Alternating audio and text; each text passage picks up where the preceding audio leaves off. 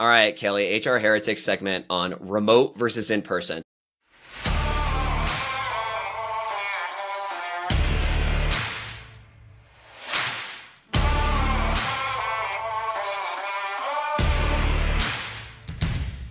So I'll just start with, I think that this is a false discussion. Like, I think the thing I'm most sick of hearing about is return to office. And this company's returning to office, and like, oh, it's like, generally I think employees brand it negatively. Here's my take.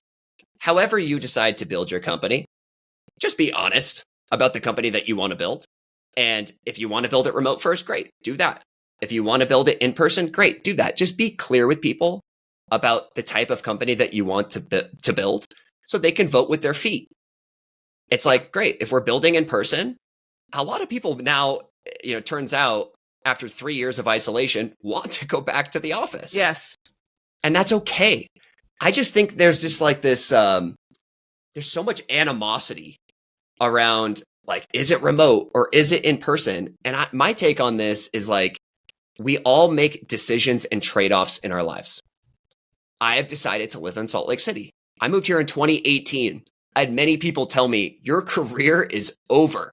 Like, there's nothing there. And it turns out like there's a burgeoning tech scene here. I thought about that beforehand, but I knew if it was going to be an in-person company in San Francisco, I wasn't going to be able to work at that company. And I intentionally made that trade-off. And I think as long as we're open around these trade-offs that we're personally making, then we can self-select in to different types of opportunities at different companies. Yeah, I think I'll speak for a lot of us that we're very sick of RTO. I mean, I think we're on year 3 of it now, kind of. It's kind of like the old HR. Now we're changing it. Return to work to just get away from the RTO. Whatever. And I think, and I do enjoy how it is evolving. I've always said I think time will help this, because everyone was just all up in arms and maniacs about it, and what's everyone else doing, and taking stances and hard lines that then they took back, and it was just very messy for a while. And I'm glad that kind of it's settling down now a little bit. And I think that a lot of companies now, because of that time and the dust settling, can now have a bit of peace. The noise has settled down to actually reflect and think about who they are. Because there wasn't time to do that. It was just chaos. It was Google publishing this and that. No, everyone was wrapped up in that. And it's like, everyone stop. Like, think about who you are, what you want. And I think there was a lot of fear in those years too about taking such a stance, because, and I get it. I empathize. I was there. Like, people didn't want to lose a bunch of great people. They didn't want to lose by taking such a stance. Yeah. Now, 3 years later, I think, again, some of this has settled down, and myself included, people are like, I like going in now. Like, I want more of this. And how do we just balance it and find the right flexibility around it for the person, the team, and the business? So each of us, we make trade-offs. A lot of our listeners are up-and-comers, and they're earlier in their career. And I'll just reflect on my own career. I am so happy I decided to make the hour-long commute from Menlo Park to San Francisco every day, hour one way. So like 2.5 hours round trip.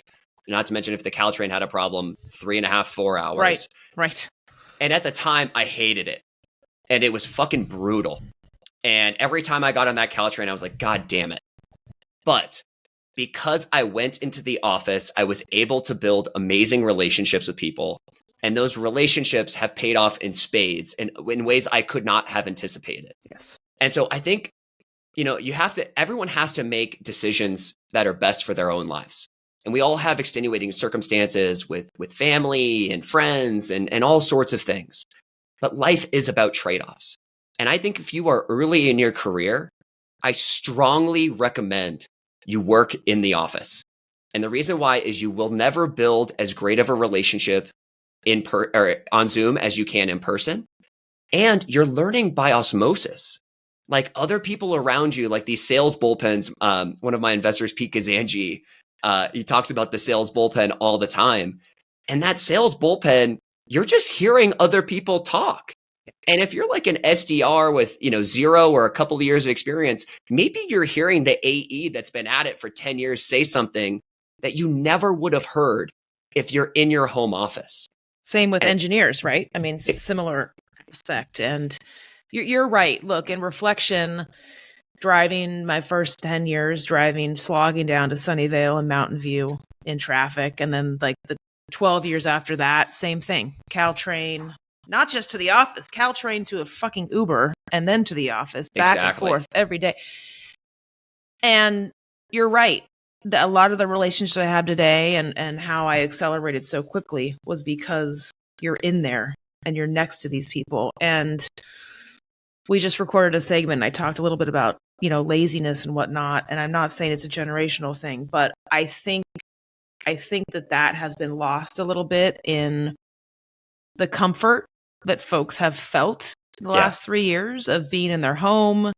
I get it. We have dogs and babies, and I empathize with that comfort. I'm not saying we shouldn't have flexibility, but I do think that we need to see beyond that. And if you're younger in your career, you gotta get out there. Like, it doesn't have to be every day, like maybe we were, but your ass better be getting with people, this and that. Even if there's no rules around office, create environments where you're around people, you're seeing people in person, etc. And I probably wouldn't work for a remote first company only, unless maybe they were getting together every month or everything. Like there's nuances in that also. That's super. I totally agree. It's super interesting. Hey everyone, we'll be right back in a moment after a word from our sponsors. There's a world where your CRM is powerful, easily configured, and deeply intuitive. Attio makes that a reality. Attio is a radically new CRM built specifically for the new era of companies. It's flexible, easily configures to your unique data structures, works for any go-to-market motion from self-serve to sales-led. Attio automatically enriches your contacts, syncs your emails and calendar, lets you create powerful reports, and quickly build Zapier-style automations. The next era of companies deserves more than a one-size-fits-all CRM with an outdated UX. Join OpenAI, Replicate, 11 Labs, and more. Try Attio instantly at attio.com. That's ATTIO.com, and tell them Nolan and Kelli from HR Heretics sent you. There was, when I was at DoorDash in San Francisco, we used to go out to coffee, like once a day or once every other day. And I'll never forget, we went to coffee one time and I saw Patrick Collison, who's the CEO of Stripe, in the coffee shop at Blue Bottle. Yeah. And I just went up and was like, hey, I'm a huge fan of what you guys are doing. And it's like, we didn't build a relationship, but like that serendipity doesn't happen if you're on Zoom. And that's okay, just as long as you know that that's what the trade-off is. Like, that is the trade-off, is like, if you are in your home office, you're not interacting with other humans as much. Right. No, and we just recorded another segment on building your network. It's harder to build your network if you're remote first. And so, but that's okay. You can still do it. It just takes more intentionality and it takes more effort.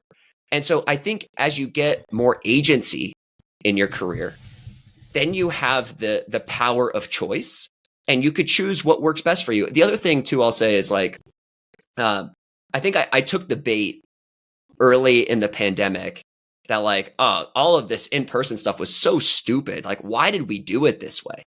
And the way the future company is going to be built is going to be remote first. And I was all over this and I was wrong. Like, some companies will be built that way. Other companies will be built in person. There's many ways to do this, but again, I will just reiterate, life is about trade-offs. You will not get everything. And so you have to know when you're going into these sorts of situations, what is the positive side of the trade-off and what is the negative side of the trade-off? And again, remote first companies, and you go into the hood a little bit, they are getting together quite a bit. Most of them. That's most of them. Yeah. And the other thing I'll say is the energy, to your point, like I told you, I felt it in the other segment, like inertia is real, right? What's at rest tend to stays at rest, and what's in motion tends to stay in motion. And I don't know about the rest of you on the audience, but when I'm rocking and rolling and going, I mean, it just goes. It's a snowball. You're moving, you're meeting people, you're thinking of new ideas, you're getting energy and inertia from this. And when you're not, you're just kind of there. Yeah. And it's very easy to stay in that environment. And I just had to push myself out of it. I told you 6 months ago. I said twice a week, once every 2 weeks, I'm at a dinner, I'm at an event, I'm at a breakfast, I'm shaking stuff up. And that's when stuff happens. That's when you learn. That's when those things occur. People go through different seasons in their lives. Yes. Right. And so when I was in my 20s, the season I was in was work my ass off. And that's all that mattered. And a lot of my friends, I've said this a million times. I have 5 friends. They're basically like all from high school. Those relationships frayed during that period. What about me? I mean, I love you. You know that. But those relationships did fray during that period because I was investing in my career. I had this really long commute, but that was the trade-off I was making. Then I went through a season to where I was like, I want to focus and get real shit done and do impactful work. And I want to not have distractions. Like one of the things about, returning to the office, depending on the office environment that you're in, the open office floor plan for me is not conducive to getting real work done. And so, there was times when I was doing this commute, I'd get home at like 8, I'd have dinner with my wife, and then I'd be on until 1:00 in the morning because that was the time that I could actually get shit done. Yep. I made that trade-off at that time, and I was aware of that trade-off. And then I went through a different season to where I was like, actually, like, I really just want to spend my days on high impact, high focus, individual work. And now I'm going through a different season to where I want to get together with my team more. And so I think being okay going through these seasons and understanding that like the season that you're in right now may not be the season that you're in 5 years or even in a year from now. Right. Just being aware that like it's okay to go through different cycles and different changes and to be open to different things at different periods in your life. It is. And that awareness is very important. And inquiring, right, to the companies you're talking to, because it's not enough anymore to say, oh, we're in office or we're hybrid or we're remote first. What does that mean?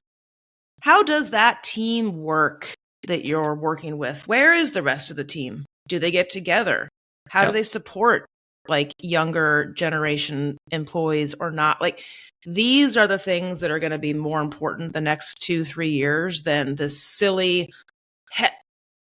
headline than we've been obsessed about the last 3 years, which is remote, hybrid, or in office. It is what is underneath that, and how does that connect with what's important to you at your phase of your life, to your point.